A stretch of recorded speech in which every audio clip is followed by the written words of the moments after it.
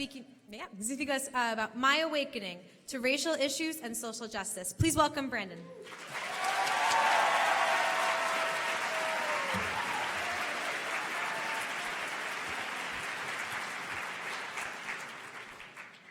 Good evening. As she said, I am Brendan Underwood, a senior at St. Louis University High School. August 27th, 2014 was my worst and best birthday. The night of my birthday, I was furious.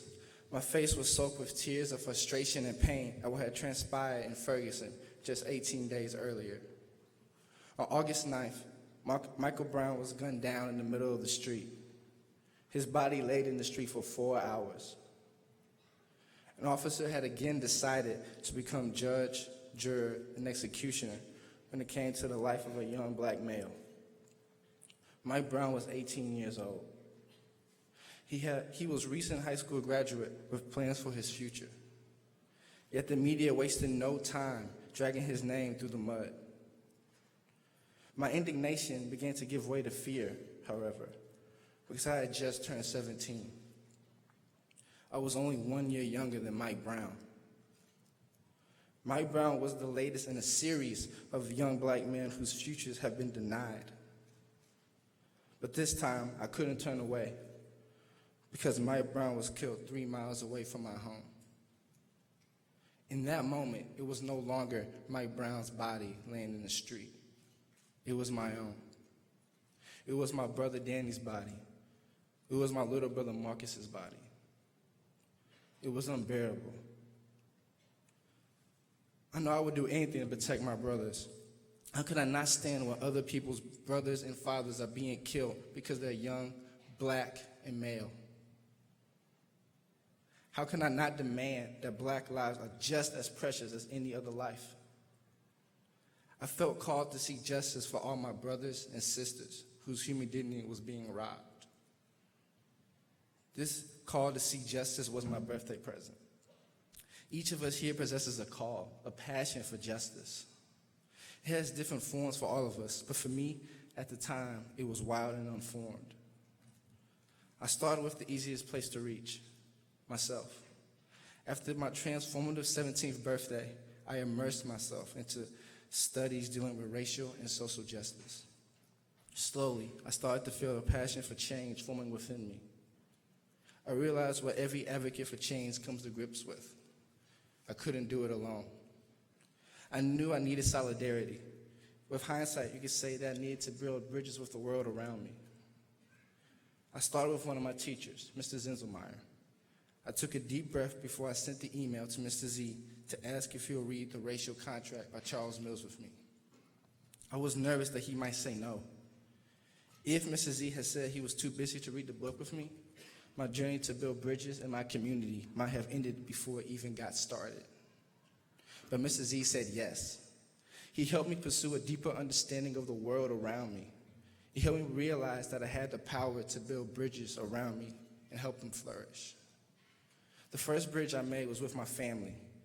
I know no matter how angry I make my older brother Danny, I can always rely on him to push that aside and discuss any topic at length with me in order to challenge my understanding of the world. I honestly believe he has higher aspirations for me than I do for myself. Next, I looked at the community around me. I started working with the local Urban League. The Urban League strives to enable African Americans to secure economic self-reliance, equality, power, and civil rights.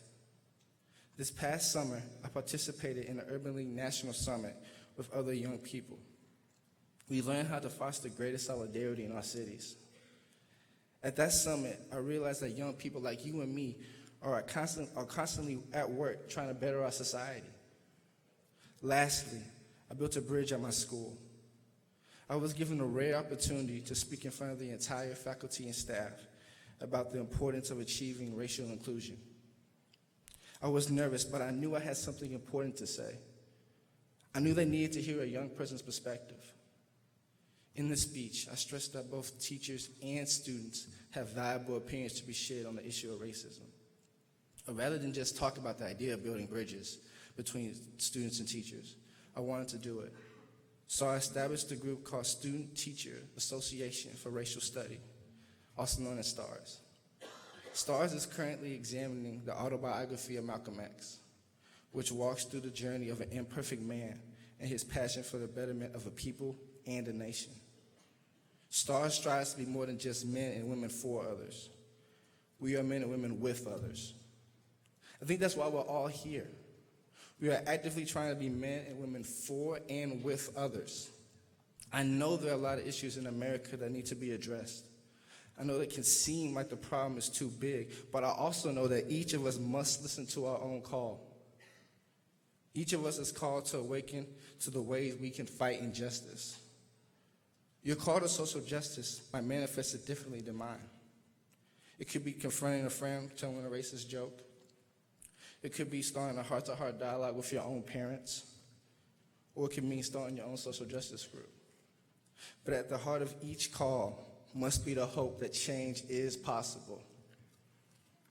We must have faith and hope in ourselves and our fellow men and women. We must possess the hope that this journey that we are on, no matter the speed, will lead us to justice.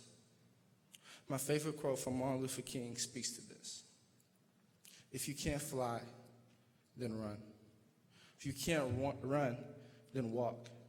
If you can't walk, then crawl. But whatever you do, you have to keep moving forward. With our passion for change, we all have to keep moving forward. For ourselves, for our communities, for the greater glory of God. Thank you.